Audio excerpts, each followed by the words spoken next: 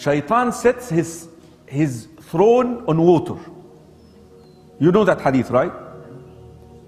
And he basically gives incentives to his helpers from the jinni. Whoever does the best job today in misguiding Muslims, I will place the crown with my own hands on your head. Disperse. Then the jinn would disperse to do their mischief.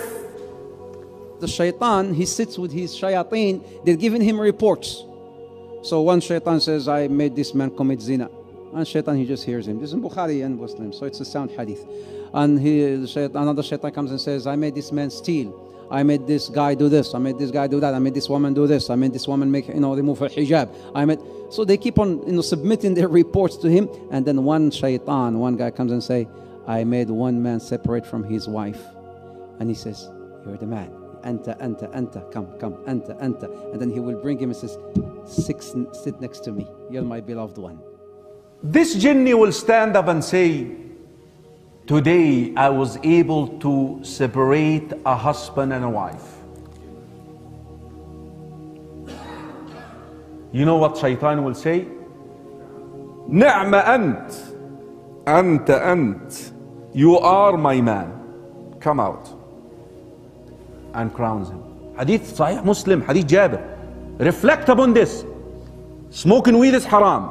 Killing is haram. Adultery is haram. Name any sin you want. Divorce is not haram. Divorce is not haram. Why is he so excited? He's so happy about divorce. Why? Your enemy always likes to do what? Divide and conquer. Now he is able to divide the first unit in the community. Because look at your community. The community is made of what? Units. Imagine a wall, bricks.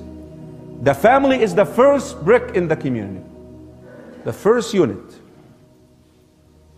Becomes then easy to divide the community, divide a congregation. He has long-term plans.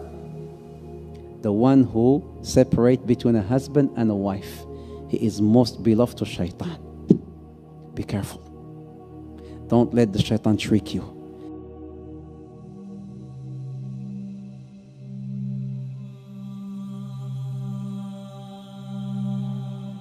Iblis' throne. So people have been talking about Iblis. Where is he? His throne.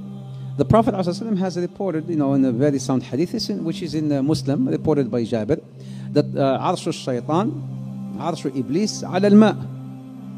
Arsh Iblis ala al-ma'. The throne of Iblis, the throne of Shaitan, this is the master Shaitan. The master Shaitan, his throne is on water. Where? What water? What ocean? Allahu Ta'ala a'lam. But there are certain indications that could maybe tell us where his throne could be. There's another hadith where it says, "Innahu." This is also in Muslim. "Innahu inda barzakh al-ma." Inda barzakh al-ma. What's a barzakh? A barzakh, it's like a partition. When you have the sweet water and the salty water, بينهما برزخ لا يبغيان, whereby the sweet water does not merge with the salty water. That's a barzakh. That's a partition. In this hadith, he says he is on this barzakh. His throne is on this barzakh. His throne is on this barzakh, which is again somewhere in an ocean. But now, I want to bring something up here. Have you heard of Triangle of Bermuda? What happens there? Something that nobody could still explain up till today. Flight 19. Have you heard of Flight 19? That disappeared. All these flights and ships that disappeared. The Tiger 1948. They got the black box. They hear the guy saying, I see something, I don't know what it is. And nobody could explain. I see something, I don't know what it is. And then they said, okay, we're sending help. It's been recorded. You can play it. You can find it on the internet. We're sending help. He said, okay. And then the guy comes back and he says, No, I cannot control the plane. I cannot control the plane. I don't know what's this. I don't know what it is. And then he goes back again and he says, don't send nobody. Don't send no one. Nobody can help. Don't send no one. And then he just, after some time, disappeared.